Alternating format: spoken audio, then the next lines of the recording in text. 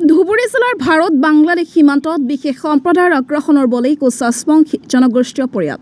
সাম্প্ৰদায়িক সংঘৰ্ষ সৃষ্টিৰ পৰিকল্পনাই আছাম অসাধু লোকৰ তীব্ৰ উত্তেজনা আৰু নিৰাপত্তাহীনতাত ভোগা জনগোষ্ঠীয় পৰিয়ালৰ কাষত সদৌ কোচাছবংশী ছাত্ৰ সন্থাৰ সঁচাতি দল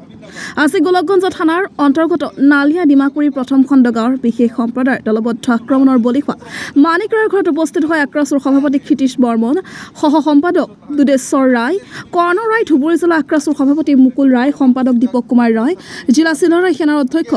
জিকুকেশ ৰায় উপস্থিত হৈ জনগোষ্ঠীয় ৰাইজৰ লগত মত বিনিময় কৰে আৰু এসপ্তাহৰ ভিতৰতে এখন ৰাজহুৱা সভা আহ্বান কৰাৰ কথা কেন্দ্ৰীয় সভাপতিয়ে অৱগত কৰে কোনেও যাতে আইন হাতত তুলি নলয় তাৰ বাবেও ৰাইজক অনুৰোধ কৰে আৰু আক্ৰমণ কৰা দুষ্কৃতিকাৰী গোটেইকেইটাক অতি সোনকালে গ্ৰেপ্তাৰ কৰাৰ কাৰণে ধুবুৰী জিলা আৰক্ষী অধীক্ষকক আৰু সন্মানীয় মুখ্যমন্ত্ৰী মহোদয়ক সকলো কথা অৱগত কৰিব বুলি জনায় পৰৱৰ্তী সময়ত প্ৰশাসনে কি ব্যৱস্থা গ্ৰহণ কৰে সেয়া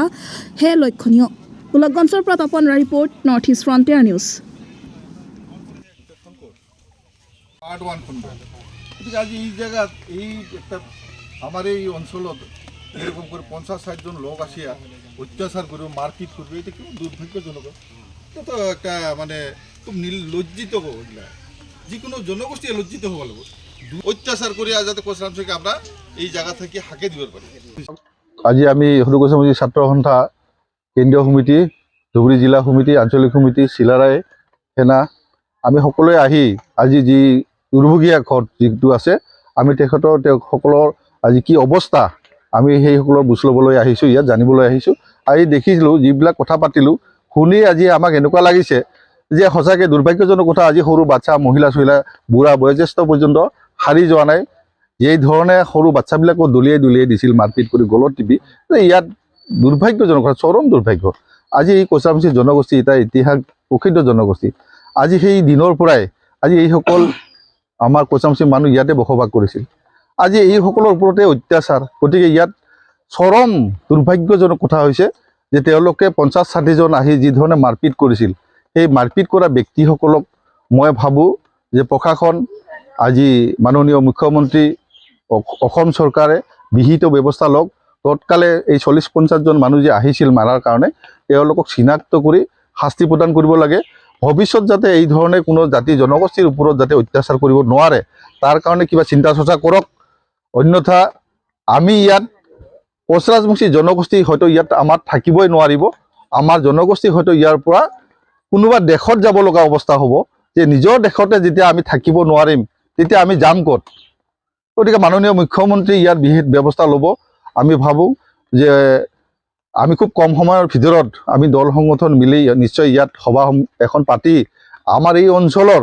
জাতি জনগোষ্ঠীৰ সকলো দল সংগঠনক মাতিম আমি এই কালপিতসকলক শাস্তি প্ৰদান কৰক বাকী যি জাতি জনগোষ্ঠীৰ মানুহ আছে যাতে এই মানুহখিনি শান্তিপ্ৰিয়ভাৱে বসবাস কৰিব পাৰে তাৰ কাৰণেও আমি ভাবোঁ আজি সকলো মানুহে দুখী নহয় কিন্তু যিকেইজন মানুহ আহিছিল যিবিলাক মানুহ আহিছিল তেওঁলোকে কিন্তু দুখী আৰু তেওঁলোকে শাস্তি পাব লাগে আমি এইটোৱে বিচাৰিছোঁ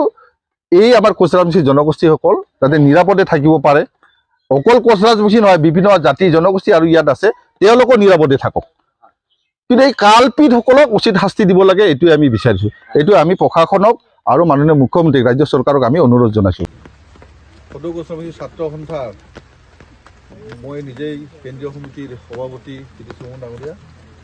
মোৰ জিলা কমিটি ধুবুৰী জিলা কমিটি আহিছে আঞ্চলিক কমিটি আহিছে জিলা কমিটিৰ সভাপতি মুকুল ৰায় ডাঙৰীয়া সাধাৰণ সম্পাদক দীপক ৰায় ডাঙৰীয়া মোৰ কেন্দ্ৰীয় সমিতিৰ সহ সম্পাদক দুধেশ্বৰ ৰায় ডাঙৰীয়া